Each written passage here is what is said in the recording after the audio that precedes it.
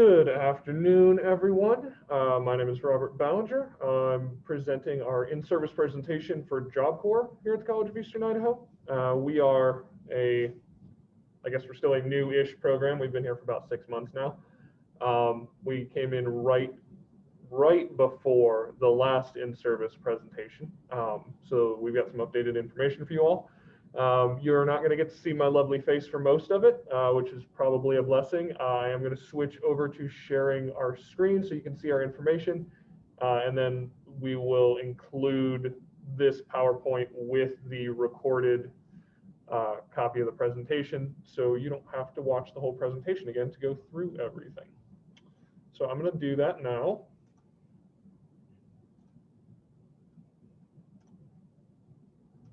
Okay. So we are with the Idaho Department of Labor. We are a grant-funded program here at the College of Eastern Idaho. There it goes. I am the workforce coordinator. There's my contact information, which is of course included in there, and Fernando Sandoval is our senior coordinator for the program. Please stop me at any point if you have any questions. So what is Idaho Job Corps? It is different from the federal program, and it started in 2019. So in July 2019, the Centennial Job Corps Center in Nampa transitioned from the federal program to the Idaho Department of Labor rather than the Federal Department of Labor, established a partnership with local community colleges to create an Idaho-specific program for Idaho students that connects them to Idaho's community and jobs. It works differently in Idaho than it does anywhere else in the country. It is a short-term program helping income-eligible youth improve the quality of their lives by connecting them to higher education, career technical training, and life skills designed to prepare them for careers in high-demand occupations. It is a safe, drug-free environment. We do take that seriously. We'll talk about our zero tolerance program later, where students can take the next steps toward advancing their career opportunities. We're looking to serve 750 students statewide over the course of the 3-year grant, and those are in the locations that we'll discuss here, so that's not just at CEI.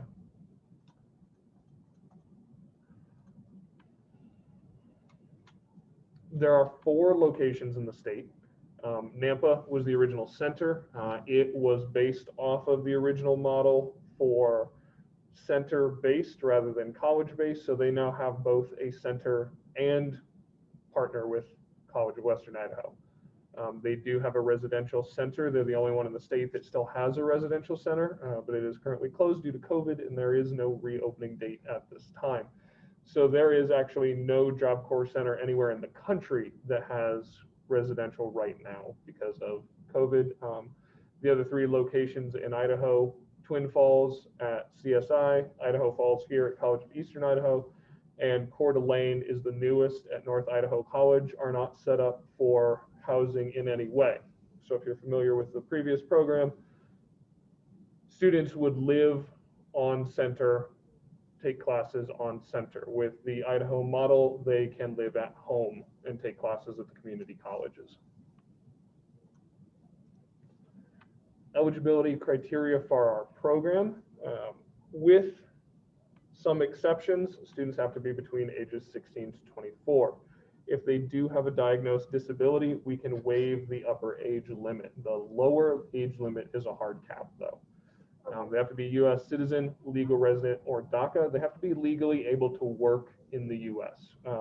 Minimum of 1 year Idaho residency preferred. It is not required. So if you've got a student that you think might be a match, don't let that stress you. They do have to meet low income guidelines. These can be done through income verification, but there are a number of other automatic qualifiers, such as students that are receiving or their families are receiving public assistance, free or reduced lunch, foster children, homeless children. There are quite a few ways to qualify for the income guidelines. They do have to have limited or no criminal involvement. Certain things are automatic disqualifiers. So violent crimes, sexual crimes, or crimes against children are automatic disqualifiers. Beyond that, it is up to the intake committee to use their discretion for what is best for both the student and the other students and employees that they will be working with. Let's talk a little bit about COVID and how the program is handling it. We are a support program within the College of Eastern Idaho.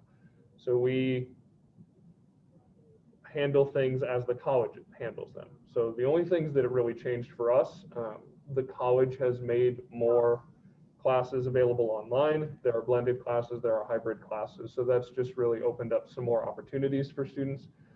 We don't have residential facilities anyway, so we haven't really had to manage that.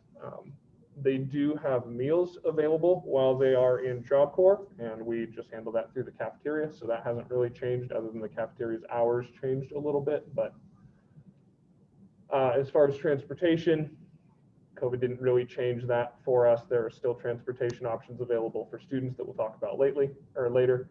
And for the 8-week cohort scheduling, that hasn't really changed much. We do that based off of the block scheduling.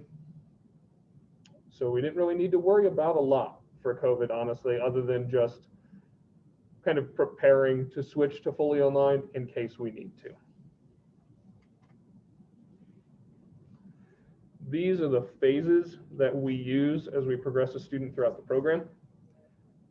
The academic pathway is really just what level of education does the student have when they come in, and what level of education do they need to have to get the job they want. And it is our job to help them get from point A to point B. The life preparation category, we work with the students. It is a full support program. We are working with them on life skills, on health and fitness, on service learning and community service. We're helping them track academic progress. They have a case manager. So they are working through their rotations as they move forward, and as they move forward in the program, their life skills classes and the courses that they're taking with that life skills program get a little bit more rigorous. They help transition them to be job ready. The one thing I will say on this is we are on an 8-week rotation, not a 6-week rotation. And the last part on there is career readiness.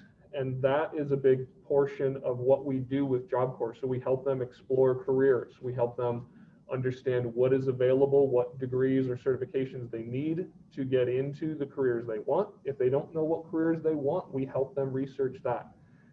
If they need to start here and transition to another school, or if they need to start here and then start an internship or an apprenticeship, we work with them through all of that.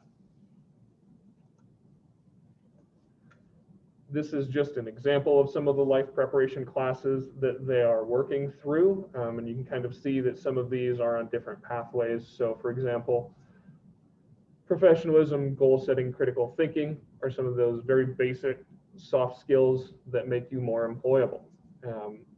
Interview skills, resume writing, applying for employment are some of those skills that actually help you get that job and get that position once you have the education that you need. And then basic things like how your budget works, how renting works, how credit works, are those things that will help them be fully functional, independent adults once they are done here and they're starting in their own place with their own paycheck.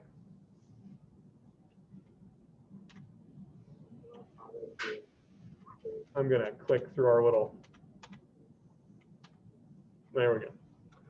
So here's kind of an outlay of all of the benefits in general. We have the educational assistance. They get that through their caseworker.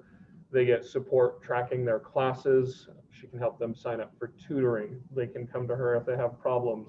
She'll help them track their attendance, their coursework, their assignments, and everything like that. In addition to the vocational exploration that we talked about, they do get 3 free hot meals per day while they're on campus. That is just an aspect of Job Corps. They just go down to the cafeteria, they tell them they're a Job Corps student, and they get their free meals. We are also a financial aid program. I like to say that Job Corps picks up where financial aid lets off. So if they are eligible for Job Corps, the student is certainly eligible for financial aid as well. So we'll work with the financial aid office. We will get them what financial aid the school has available. We'll help them fill out scholarships and get them financial aid through that as well. Job Corps then also picks up a lot of things that financial aid traditionally doesn't. So for example, tools. If you are in the auto mechanics program or one of the diesel programs, by the time you've graduated, you'll have spent a few $1,000s on tools. Job Corps can pay for that for the students. If you need steel-toed boots, Job Corps can pay for that for the students. If you need class books or uniforms, Job Corps can pay for that for the students. If they need a computer while they're in the program, Job Corps has computers that belong to the program, but the student can use it for the entire time that they're in the program. We can help them set up Wi-Fi hotspots at their house. Our goal is to remove any kind of financial or otherwise barrier to the student getting that education that they need. They also receive a weekly stipend for meeting their weekly goals. There are requirements to be in Job Corps. We'll hit those on the next page, and they get paid bi-weekly for completing those requirements. It totals out to about $130 a month, which is nice to have a little bit of cash in their pockets, as well as having all their educational bills paid for. We can't cover things like buying them a vehicle, but we do have transportation options that we'll talk about. We can't cover things like rent, but if it is an educational fee, an educational expense, Job Corps can probably handle that. We do also make sure that all of our students that are in Job Corps have healthcare insurance. If they already have it, fantastic. If not, we will help them set that up. We'll help them do the paperwork. We'll help them get that organized. If the student has children that they need to take care of, Job Corps has daycare financing support. And if we combine that with what the Department of Health and Welfare has and what the college has available through their grant and the $400 per child per month that we can do for Job Corps, that's a lot of daycare support because that is a huge barrier for a lot of people. So we want to make sure that we can remove that barrier for them. We do also have transportation assistance. Like I said, we can't buy them a car, but we do have mileage reimbursement. If they're using their car for school or for a Job Corps activity, we can provide mileage reimbursement for that. If they don't have a vehicle, we're working on organizing some agreements with local transportation companies to do pickup and drop off services to make sure they can get to their classes.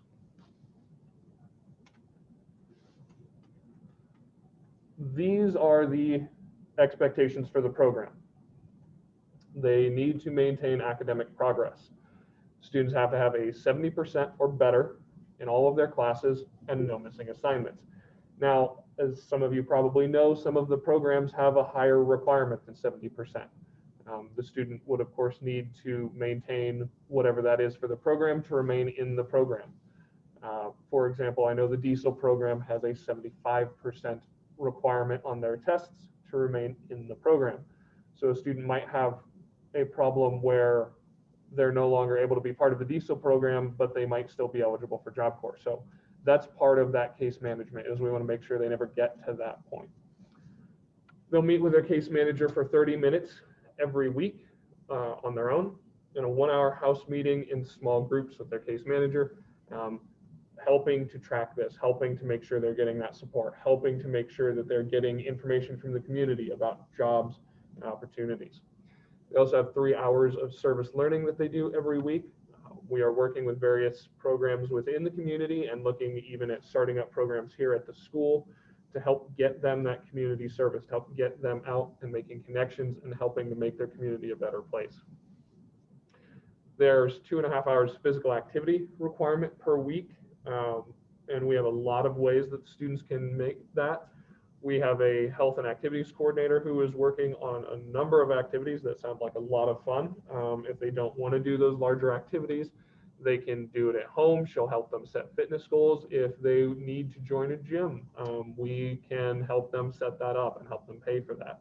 So we have a lot of ways that we can help them handle that physical activity. And then they also have a 1-hour life skills class every week, and we kind of already went over that.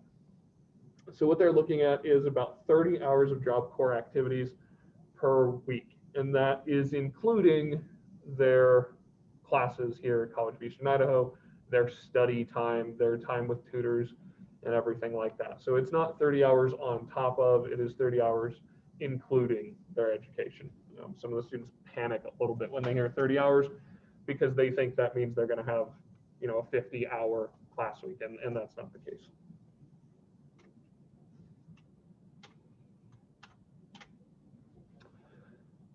As far as what programs we offer, this is another big departure from the traditional Job Corps model. We don't have a list of programs that we at Job Corps teach other than the life skills, because we're partnered with the community college.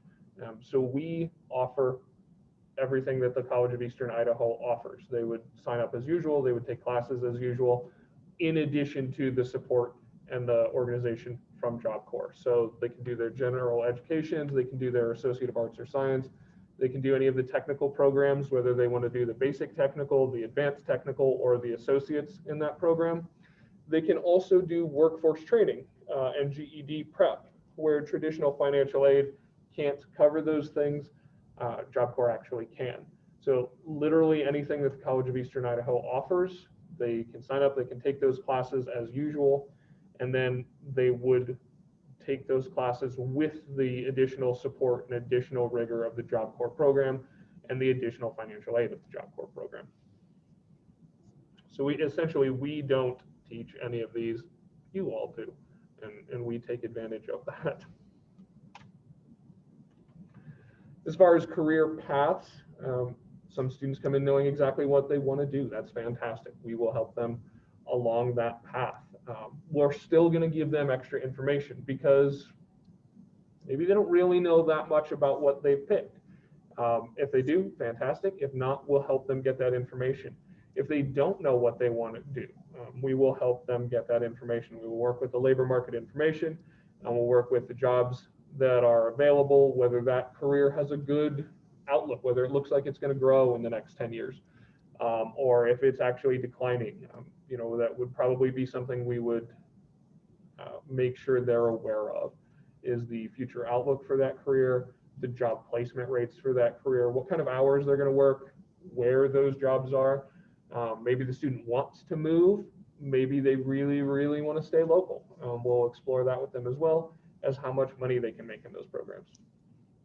And that's really where I come in on the front end with the students. That's definitely not all I do, but it is an important part of what I do, is helping the students if they are unaware of some of those options, or they are unaware of really what that might actually look like, is helping them to do that research and helping them to figure out what kind of training they need and maybe where they need to transfer to get the training once they start here.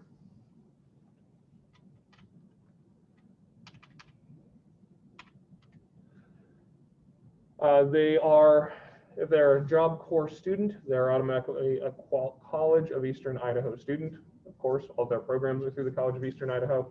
So if they're in violation of College of Eastern Idaho standards or the student handbook, they will deal with the college for that. But there are things that are zero tolerance for Job Corps. So they may be removed from the Job Corps program while still being able to take classes at College of Eastern Idaho, depending on what exactly the issue was. So there is no drugs or alcohol. They will be drug tested when they come in the program. And they'll be drug tested randomly every 2 weeks. If they test positive while they are in the program, it is an automatic removal from the program. However, if they test positive when they come in, we will work with them to set up a 6-month program to get them drug-free and help them transition into a healthier lifestyle. As long as the substance in their body is decreasing, as we continue to test them through that program, they'll be allowed to maintain eligibility for the program. If it goes up during that time, or if they get clean and then test positive again later, they will automatically be removed. So we will work with them when they first come in, but the expectation is that once they're in, they are drug-free. no smoking or vaping, no weapons or violence, no bullying, no sexual harassment, no gang activity, nothing that should come as a surprise to any student. Obviously, things that should not be being done on a school campus or at any kind of Job Corps activity. So obviously nothing that should be any kind of a surprise to anyone.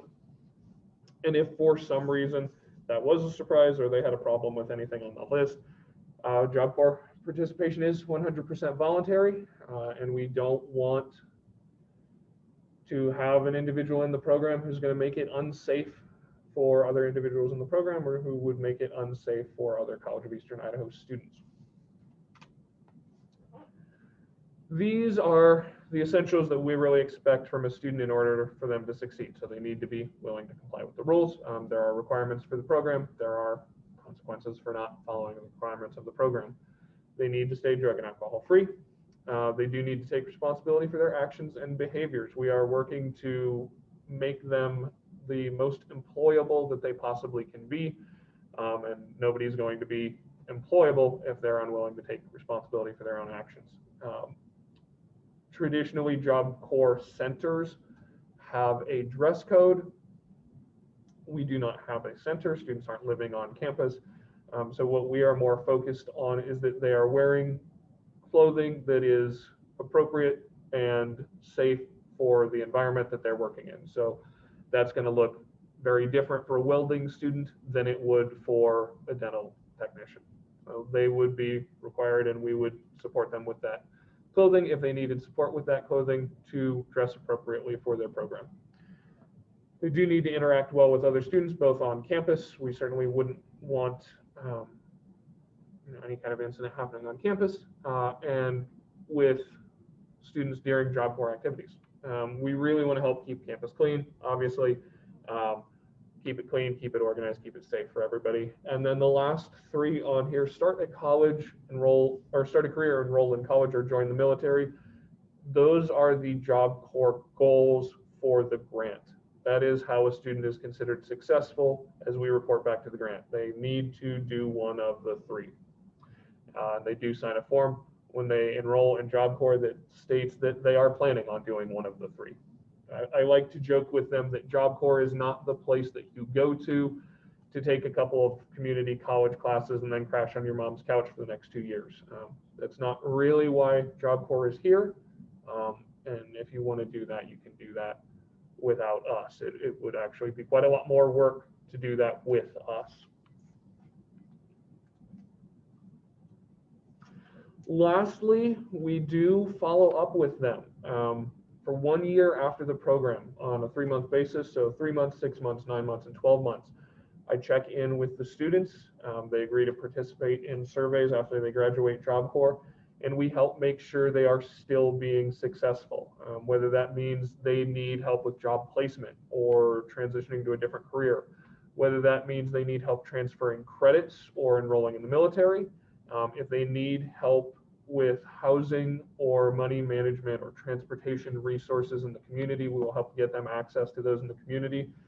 As I said, Job Corps is a grant program, and it is geared towards long-term success. So for a student to count as a success as we report back to the grant, they actually need to still be successful 6 months out and 1 year out. So it's very important that we have accurate contact information for them and that they are responding to those surveys so that we can report success back to the grant and so that we can continue to offer them support if they need it. It is actually, Job Corps has a 2-year maximum in the program.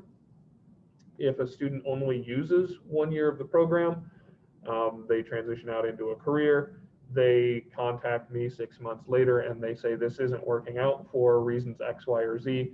Can I re-enroll in the program and get a different certificate or something along those lines?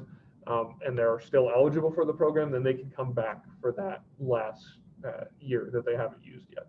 So we really are focused on that long-term success for them, the job placement, getting them into a career. And lastly, there's a bit of a packet that they need to fill out to do it. It's nothing unusual. There's just a bit of it. So there is an application. It is on the College of Eastern Idaho website. We have a bunch of physical copies printed out in the College and Career Readiness Center. There is also the Idaho labor website where they can get the information from, and the list of documents that they will need. And as I said, it's not anything unusual on there, with the exception of if a student is enrolled in high school and they would rather quit high school, join Job Corps, get a GED, and go down that route, we would need a letter from a school official stating that they think Job Corps is a better option for them.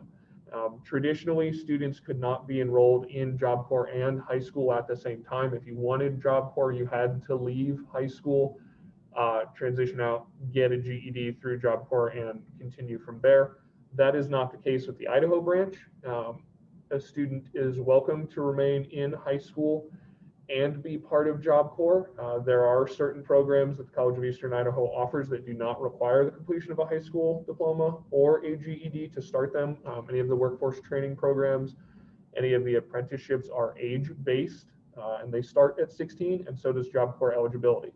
What I will say is that for a student who is being successful in high school, is driven to succeed, maybe is taking dual enrollment classes or something like that, they already have a relationship with the college, putting Job Corps requirements on top of that is probably going to overload them. And at that point, I would probably recommend that the student just finish high school before they take part in Job Corps. But if they want to, they are certainly eligible to do so. Because again, the Idaho version, they do not need to leave high school first. Anything else on here? Letters of reference, pretty general. It is a government program, so they do need to, if they're a male over 18, they need to have registered with Selective Service. But anything else on here is pretty standard. Oh, and we can't, just as a quick heads up, we cannot schedule their intake appointment until they've submitted everything on the form. The intake appointment itself is a bit of a process. It takes about an hour or two going through, and there are other forms that they need to sign and need to be entered into the Job Corps database.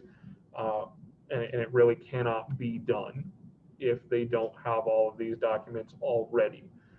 If they want to turn in some things now, some things later, and just kind of keep going at it like that until their file is complete, that's fantastic. If they want to wait until they have everything together and bring me the whole packet, that's fantastic too. But one way or another, we do have to have everything before they can do the intake appointment. Any questions?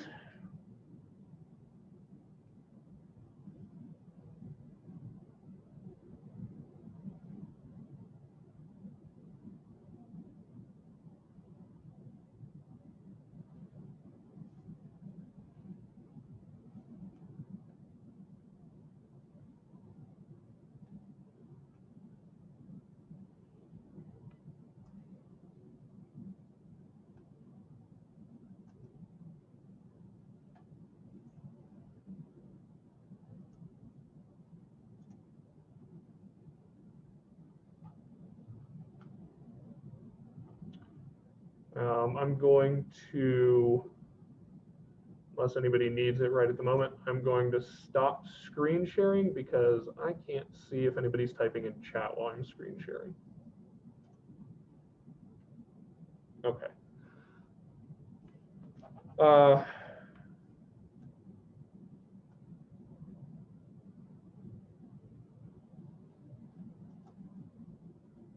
Okay, I think we're good. There we go. Any questions, comments, concerns?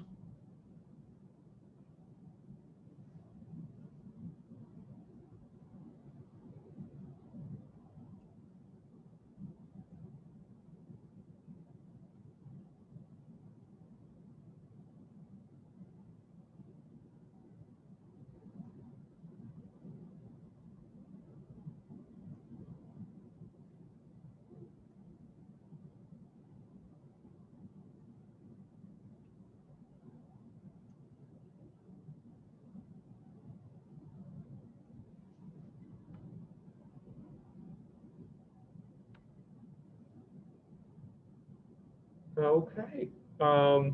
Well, we still have a little while on this time slot, so I'll be around if anybody needs anything. But thank you all for attending. Hopefully you got some information.